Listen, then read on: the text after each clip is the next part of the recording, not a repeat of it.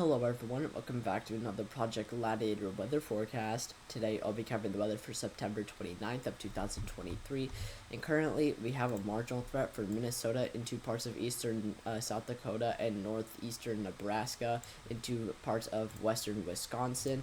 As for our threats for today, we don't really have all that much of a tornado threat, but we do have a 5% wind threat and a 5% hail threat. Both of those will be an equal threat enough to trigger a marginal threat, so we could definitely see the threat of some localized damaging winds and some small hail across this region. Taking a look at our excessive rainfall outlook, focusing on the New England region, I know that this is an ongoing threat. We currently have a moderate threat for the surrounding regions around New York, including parts of New Jersey, New York City, and Long Island, with New York pretty much in the center there, into parts of southwestern Connecticut. We have tons of flash flooding. We have a state of emergency already issued for New York, and we have tons of flash flooding ongoing. This is going to be a potentially deadly threat if you live in the affected area. So if you do live in the affected area by this moderate threat for flash flooding, which is at least a 40% for flash flooding, that's a very high threat for flash flooding. If you live in the affected area, definitely make sure you are staying weather alert and weather aware, especially if you live in a low-lying area or anywhere where water can pull up.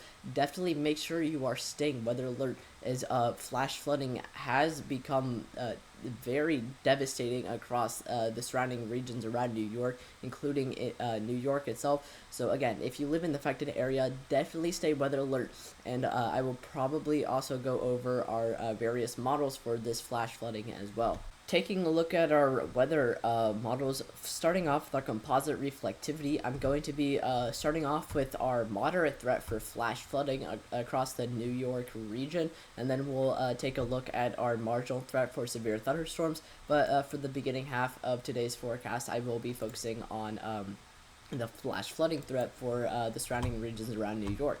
So as for composite reflectivity, we are expected to have tons of heavy rain just stall across the moderate threat region. You can see for the entire model run, the entire 18 hours, we are expected to have constant rainfall across the moderate threat region, which is definitely going to lead to tons of water just building up across the New England region, especially in that moderate threat region where we had just constant rainfall. And you can see that we have absolutely tons of flash flooding warnings already, as I think we've also had a few flash flooding emergencies, and we also have some flash flooding reports here as well. So this is definitely an ongoing threat, and we are expected to see this continue overnight as well. We are expected to continue to see tons of rainfall across the New England region, in that moderate threat region, and we should definitely see a continuous flash flooding threat for a vast majority of today.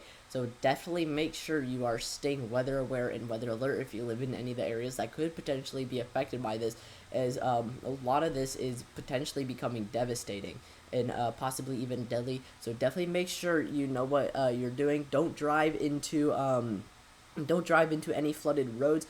You will not be able to make it through. Your car will just float or even sink. You do not want to attempt to drive through any flooded roads. If you live in any low-lying areas and you notice that a lot of the rain is starting to pull up, and it's getting very, very high, make sure you're moving up to higher ground, as again, you definitely want to be staying weather aware if you live in the affected area where we could see tons of flash flooding. The same goes for our total precipitation models as well. We definitely have tons of rainfall that is being indicated across the moderate threat region by our total precipitation models. We are definitely expected to have rainfall totals that could reach the widespread at least an inch across a very vast majority of the moderate threat region, and possibly get as high as 2 inches and even 3 inches, possibly getting very, very close to 4 inches, where we see some models are indicating where we could get very close to 4 inches across central Connecticut. So we are definitely expected to have tons of rainfall across this region. As of right now, the models may not may not be indicating is it really looking like much. However, with tons of rainfall in a very widespread area, all that rain is going to pull into low-lying areas and lead to tons of flash flooding. So again, definitely make sure you're staying weather aware if you live in the affected area. Taking a look at our dew points, focusing on the marginal threat for Minnesota, South Dakota, and Nebraska. A lot of the models were indicating that we were going to see a pretty strong and prominent dry line develop just to the west of this, and that is going to trigger severe thunderstorms with aid from that shortwave trough, as well as a cold front, but I will show you that on our temperature models. A lot of the models were indicating that we were going to have a sharp dry line just to the west of this. It does look like we are still expected to have a little bit of a dry line develop, but it's definitely not as sharp as some of the model runs previously. However, we could definitely see some thunderstorms develop along that dry line with aid from the shortwave trough.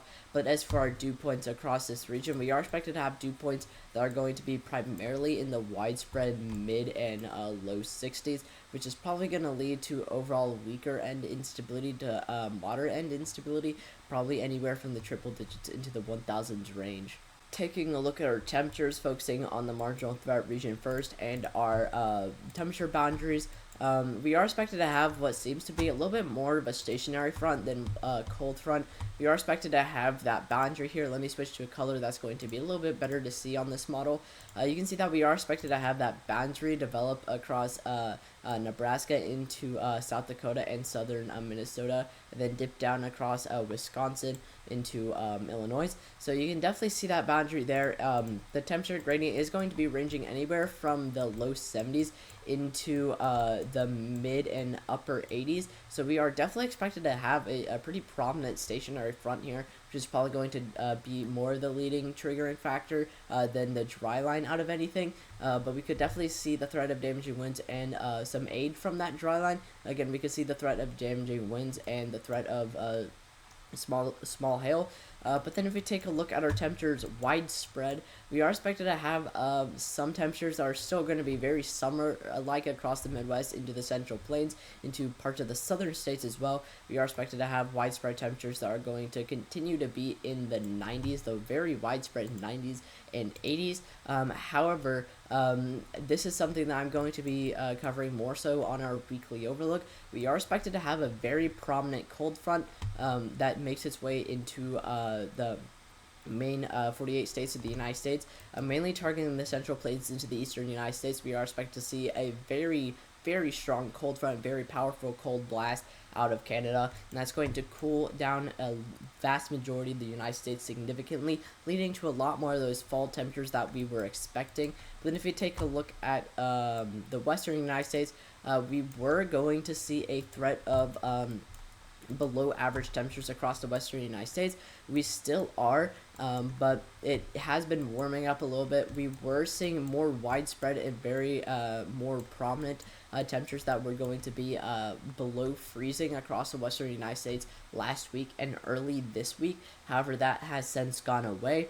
We are expected to have some cold temperatures, especially at night across the western United States. However, it is going to continue to warm up, but that cold front next week should definitely cool things down significantly. Taking a look at our instability, focusing on the marginal threat region, we are expected to have quite a bit of instability. It's going to be fairly on the weaker side. We are expected to have CAPE values that are going to be ranging anywhere from the triple digits range into the 1000s to the mid 1000s, possibly getting as high as the low 2000s across some of the southern regions of that marginal threat. This will definitely be able to fuel and support the threat of damaging winds, some localized damaging winds, and the threat of some small hail. A lot of the models were indicating that we were expected to have much weaker instability, but this current model run is indicating that we are having a little bit more stronger instability. But also I found that I don't really get I'm more so used to the gradient from Pivotal Weather than I am from Radar Omega, so it does look like it is a little bit more unstable to me with the Radar Omega gradient compared to what I've been seeing on Pivotal Weather. However, overall, we are expected to have some instability that is going to be more so on the moderate side, and we should see instability that is going to be enough to support the threat of localized damaging winds and small hail across the marginal threat region. Now that I've told you the weather, please go down to the description and check out the socials for Project Gladiator and join the Discord for any updates on Project Gladiator. If you live in any of the areas that I covered for today, please stay with alert for the time being, and hopefully I will be able to see you guys tomorrow with another forecast.